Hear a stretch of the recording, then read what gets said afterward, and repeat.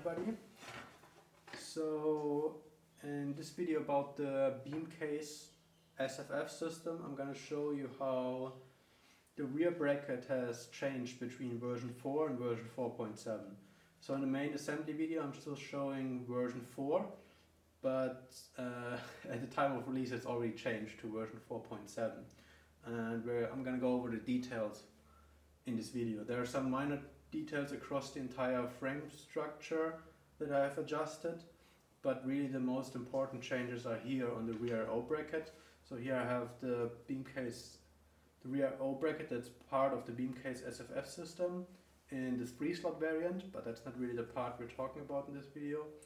Really the most things that have changed are around this area, where it's about the fan and PSU mounting options. So in version 4 everything was still combined in one bracket. So we had 120mm fan mounting holes here. There was a clamp installed PSU extension, a screw installed PSU extension, and also these holes here to mount a full ATX power supply in the rear. So all the functions were combined in one rear bracket, but realistically you're not going to use an internal power supply or a rear fan and a rear mounted ATX power supply at the same time, because they would conflict with each other. So I've decided to split those in two options. So there are now two versions. One is for internal power supply and a rear fan mounting, and one is dedicated towards an ATX power supply that's mounted in the rear. So the new version looks like this. There's a 2-slot variant, but that's not really important now.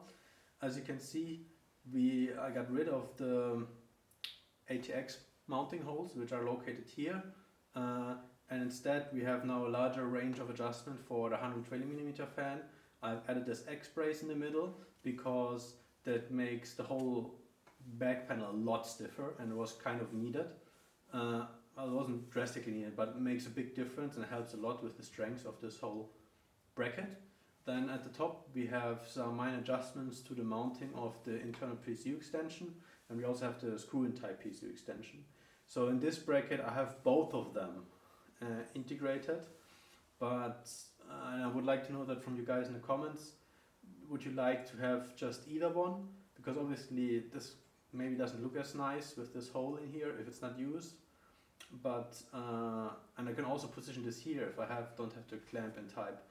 But it's easier to manage if I have both in one file. So, but it's easy to separate it as well. So would you rather have both options in one bracket, or would you have them rather separate files? So that's kind of just a question to you. But otherwise, this is kind of, the big changes. And I don't have the dedicated ATX bracket here, but it's already modeled. It's all going to be available as a 3D file if you want to use it. But I don't have a use for it, and I can't print unlimited prototypes, so I don't have it here right now.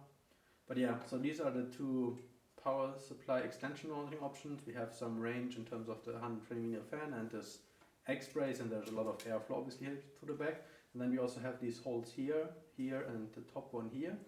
And these 3 holes are to mount a cover piece that covers this area.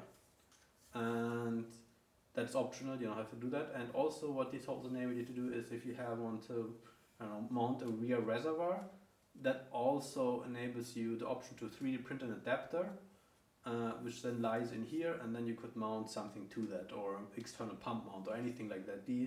This top one and these bottom 2 are strong structurally, so you can mount quite heavy things on there, whatever you kind of need, by just using these as reference holes and then printing something. Maybe I'll add some instructions in the future, but I don't know yet. It depends on how many people want to use this to mount accessories. Otherwise you can also use the 120mm fan mount pattern to mount things on the inside. So this mount for the PSU extension, you need one that's like this. So it doesn't have any screw lugs, it's just the simple extensions. I buy these I'm located in Germany, so I buy them from Dinnick in Germany, and they're like €3.90 or something like that. But you should be able to get these anywhere. I find these are easier and cheaper than the screw-in type extensions that are used in most production SFF cases, but they're also supported here, which I'll show you in a second. But since this is quite slim, it's just kind of a press fit with a clamp function. So it's just pressed in here, yeah, something like this. And then there's a screw which I already put in there right now, and then we just tighten that. And then there's a little bit of pressure already holds this cable in. Because it's a very good fit, it already holds it in extremely well, and you can't get it out. And at the same time, it holds it in an angle, so it clears large air coolers. Yeah, that's kind of a small detail. So this is how you put in the clamp in style, and then I have an angle here at the end. Depending on how your PSU orientation, these have to be a different angle on the end part here. So that's kind of this, and just unscrew it and pull it out again. And I don't have a screw-in cable at hand, unfortunately, but I have one of these just kind of end adapters. And yeah, and so you can just, so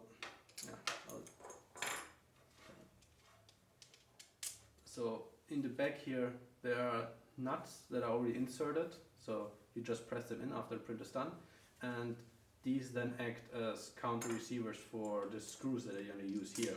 And the screws that I used are just M3 8mm countersunk, and these are all used a lot in this case as well, in every other kind of area as well. So yeah, so then you can just screw it in place.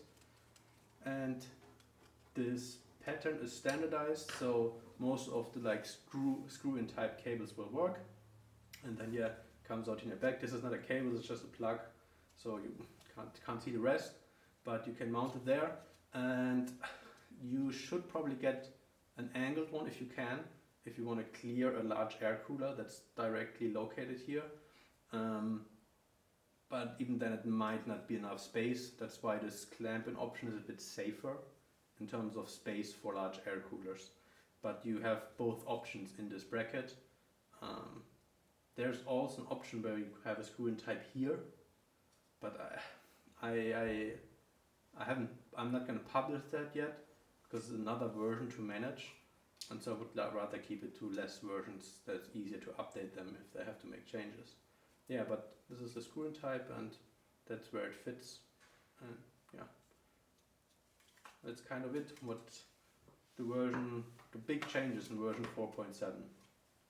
And yeah, if you check the 3D files, you can also see the ATX version, which basically the full ATX power supply can mount then on the back bracket here on the right side, and you have a bit of venting here, but it obviously limits the CPU cooler clearance, which yeah might not be, limited cooler options.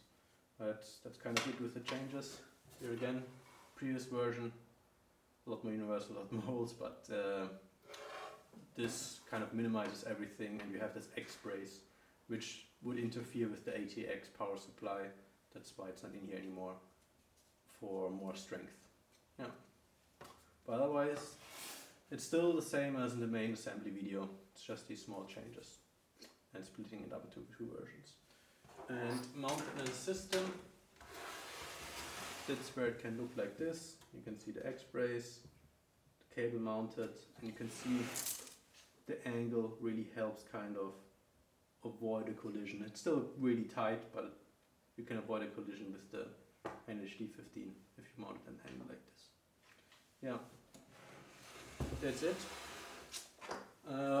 Probably some more updates will follow in the future. Thanks.